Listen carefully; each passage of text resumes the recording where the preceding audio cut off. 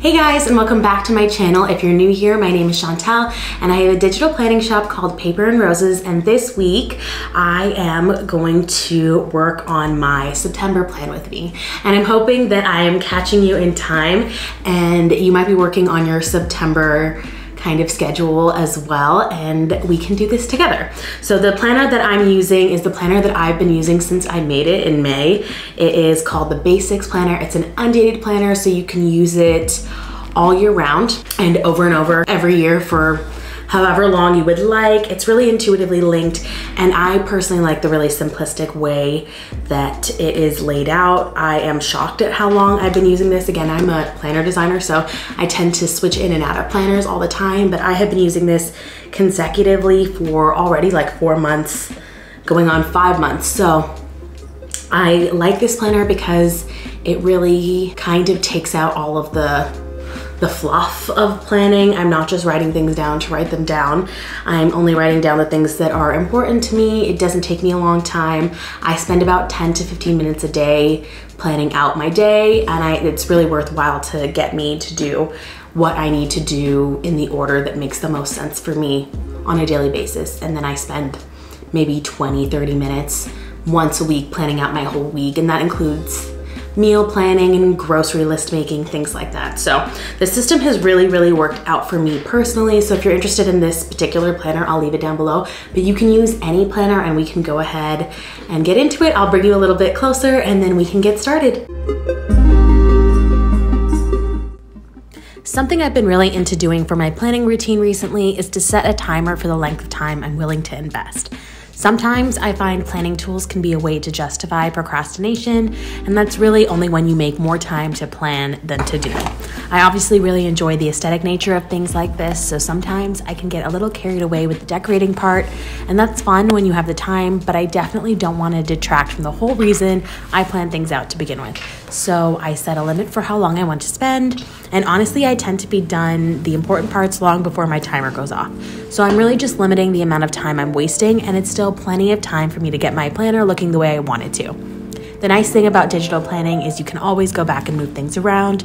You don't have to spend too much time overthinking what you put where, and for me, this is just another way I can show myself I value my time, which is why I have routines like this to begin with. The first thing I'm gonna go ahead and do is to just date my planner. For the last few months, I've been really happy with just writing in the dates, and I personally really prefer using my iPad with handwriting, so that's what I'm doing here.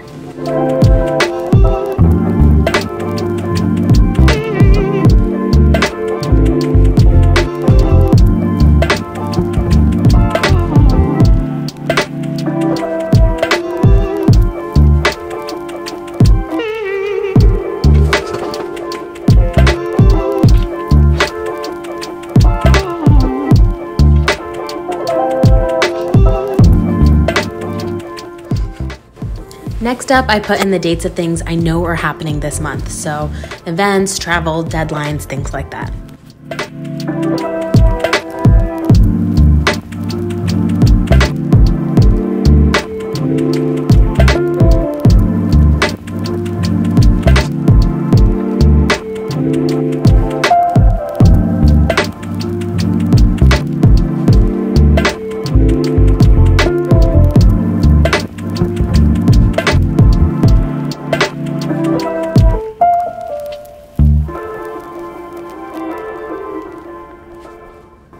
Now I'm just jotting down my goals and generally what I have planned for the month that isn't necessarily scheduled yet in the bottom corner.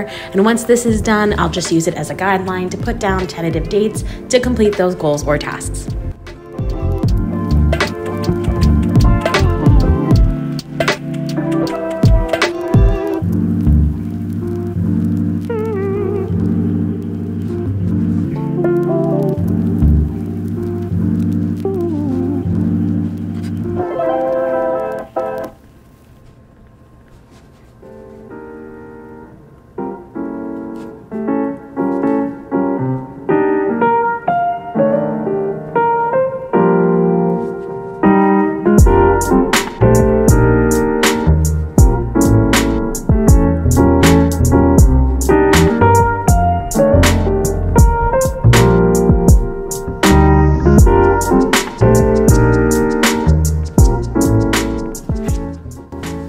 Now that I've defined my monthly goals, I'm able to give myself an idea of where I have time to go ahead and schedule those tasks into free spaces.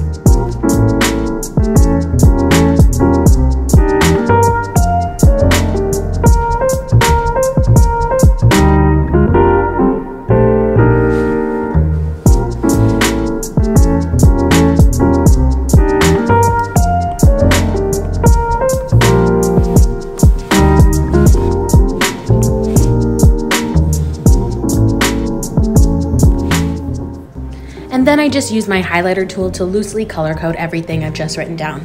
I'm a big fan of color coding. I generally split things into work tasks and events, home tasks and events that aren't fun, like maintenance and bills, and fun personal events. When I was in school, I color coded by classes and then extra activities. It's always been useful for me to see at a glance what's going on, and I'm able to prioritize at a glance as well. This is something I recommend for anybody who's interested in it.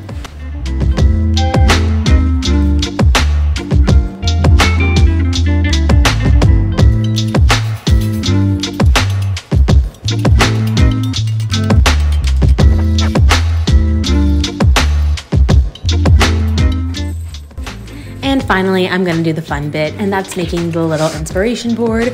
I've really just been into split screening GoodNotes with the Safari browser, and this way I can just drag and drop from my Pinterest home screen all the little things that inspire me. And I can get really carried away at this part, so it's definitely where the timer comes in, because as you can see, the time hasn't been a long time at all, but it's probably something I'll always do. I'm always a little extra motivated coming back to my monthly spread week after week after I do this, so it's a fun thing that I like to include in my planning routine.